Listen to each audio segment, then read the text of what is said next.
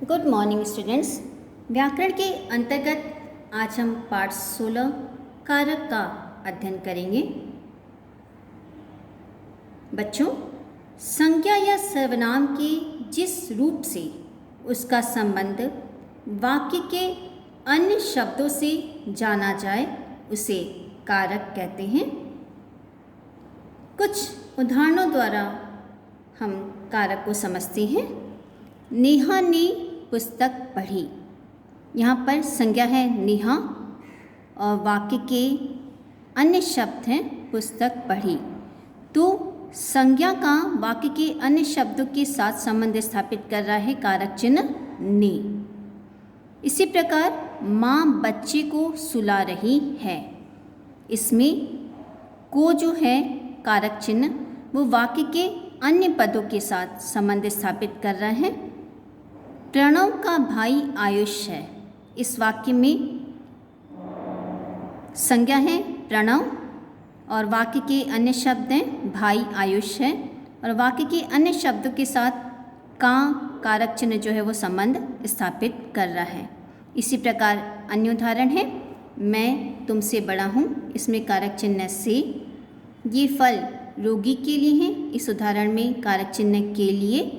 बच्चा कुर्सी पर बैठा है। इस उदाहरण में कारक चिन्ह है पर। ये चिन्ह संज्ञा अथवा सर्वनाम शब्दों के साथ संबंध स्थापित करने का काम कर रहे हैं तथा वाक्यों को अर्थपूर्ण बना रहे हैं अथवा वाक्यों का अर्थ भली भांति समझने के लिए आवश्यक है कि इन विशेष चिन्हों का प्रयोग किया जाए। ये सभी कारक चिन्ह हैं। इन्हें कारकों की विभक्तियाँ या परसर्ग भी कहते हैं।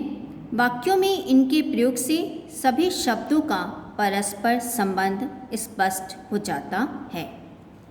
कारक के भेद। कारक के 8 भेद होते हैं। पहला कर्ता कारक, इसका विभक्ति चिन्ह है ने। दूसरा कर्म कारक, इसका विभक्ति चिन्ह है को। तीसरा करण कारक, इसका विभक्ति चिन्ह है से या के द्वारा। चौथा संप्रदान कारक, इसका विभक्ति चिन्ह है के लिए या को।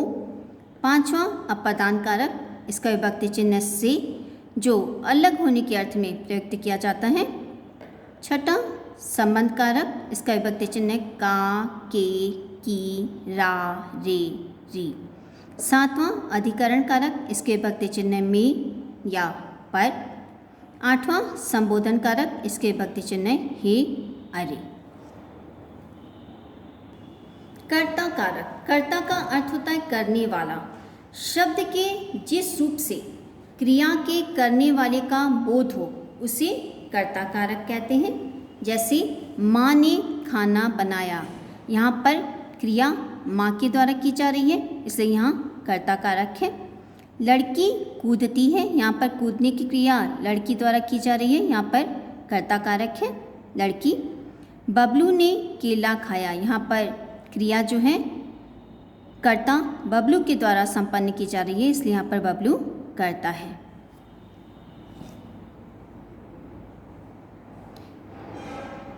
लड़की कूदती है। इस उदाहरण में कारक चिन्ह ने का प्रयोग नहीं हुआ है। यदि भूतकाल की क्रिया के साथ कर्म न हो तो भी कर्ता के साथ ने का प्रयोग नहीं होता है। दूसरा कर्म कारक। शब्द के जिस रूप पर क्रिया के कार्य का फल पड़ता है उसे कर्म कारक कहते हैं। जैसे मोहित ने गिटार को बजाया। यहाँ पर बजाने की क्रिया का फल गिटार के ऊपर पड़ रहा है इसलिए यहाँ पर कर्म कारक है। दूसरा उदाहरण है माली ने पौधे को लगाया। इस उदाहरण में लगाने की क्रिया का फल पौधे के ऊपर पड़ रहा है इसलिए यहाँ पर कर्म कारक है। तीसरा उदाहरण है किशन ने पतंग को उड़ाया। यहाँ पर उड़ाने की क्रिया का फल पतंग के ऊपर पड़ रहा है। किशन पतंग को उड़ा रहा है तो यहाँ पर कर्म कारक होगा। तीसरा करण कारक। कर्ता जिसकी सहायता से क्रिया संपन्न करता है उसे करण कारक कहते हैं। जैसे चाकू से तरबूज काटो। यहाँ पर तरबूज जो है चाकू की सहायता से काटा जा रहा है, इसलिए यहाँ पर करण कारक होगा। दूसरा उदाहरण है रमन फुटबॉल से खेल रहा है। यहाँ पर खेलने का कार्य रमन फुटबॉल की सहायता से कर रहा है, फुटबॉल से खेल रहा है, इसलिए यहाँ पर करण कारक होगा।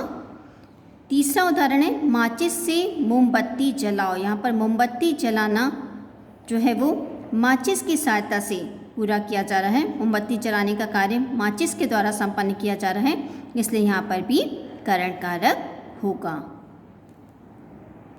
तो बच्चों, जहाँ इस बात का पता चले कि क्रिया किस साधन से की गई है वहाँ करण कारक होता है। चौथा संप्रदान कारक, कर्ता जिसके लिए काम करता है या जिसे कुछ देता है उसे संप्रदान कारक कहते हैं। कर्ता जब स्वयं के लिए कोई कार्य न करके किसी अन्य के लिए उस कार्य को करता है वहाँ पे संप्रदान कारक होता है। जैसे विदिशा कविता के लिए फूल लाई। यहाँ पर विदिशा स्वयं के लिए फूल लेकर नहीं आई बल्कि वह कविता के लिए लेकर आई है, इसलिए यहाँ पर संप्रदान कारक होगा। दूसरा उदाहरण है आप मेरे लिए फल लाई धन्यवाद। यहाँ पर कर्ता जो है वो स्वयं के लिए फल न लाकर किसी अन्य के लिए फल लाया है,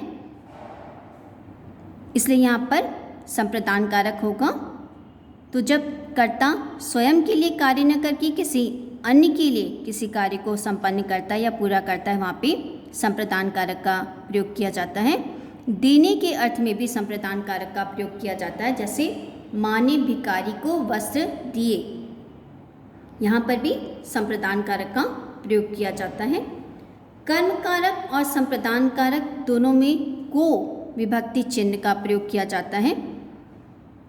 संप्रदान कारक में देने का भाव होता है, जबकि कर्म कारक में क्रिया के प्रधान होने का भाव होता है। जैसे माँ ने बेटे को समझाया, यहाँ पर समझाने की क्रिया का फल बेटे के ऊपर पड़ रहा है, इसलिए यहाँ पर कर्म कारक है, जबकि को विभक्ति चिन्ह का प्रयोग यहाँ पर किया गया है। संप्रदान कारक का उदाहरण है माँ ने बेटे को घड़ी दी। यहाँ पर भी को विभक्ति चिन्ह का प्रयोग किया गया है, पर यहाँ पर माँ ने स्वयं के लिए घड़ी न लेकर बेटे को घड़ी दी है, तो यहाँ पर संप्रदान कारक होगा। बच्चों, आज का पाठ मैं यही समाप्त करती हूँ। इसके आगे का पाठ मैं आपको अगले वीडियो में समझाऊंगी।